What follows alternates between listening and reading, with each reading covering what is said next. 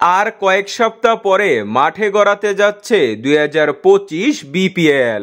নতুন cricket board একেবারে উঠে পড়ে লেগেছে বিপিএল কে জাঁকজমকপূর্ণ করতে।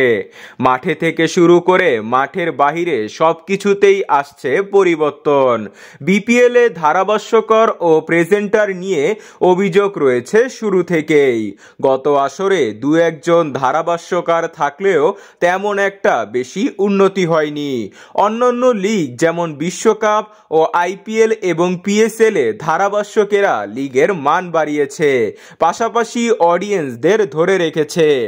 এ বিষয়ে ফারুক আহমেদ আগেই জানিয়েছিল যে তিনি এই বিষয়টি মাথায় রেখেছেন ও কাজ করছেন।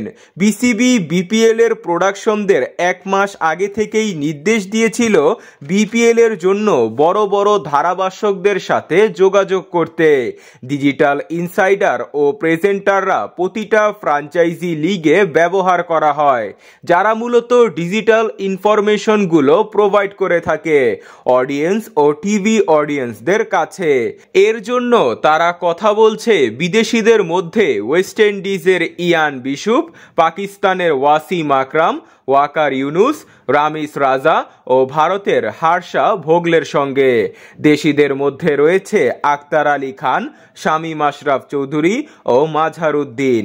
তবে বিশেষ করে তারা যোগাযোগ করছে নিউজিল্যান্ডের ড্যানি মরিসনের সাথে, যার পপুলারিটি বাংলাদেশে প্রচুর। তবে এখান থেকে সবাইকে না পাওয়া গেলেও কয়েকজনকে পাওয়া যাবে।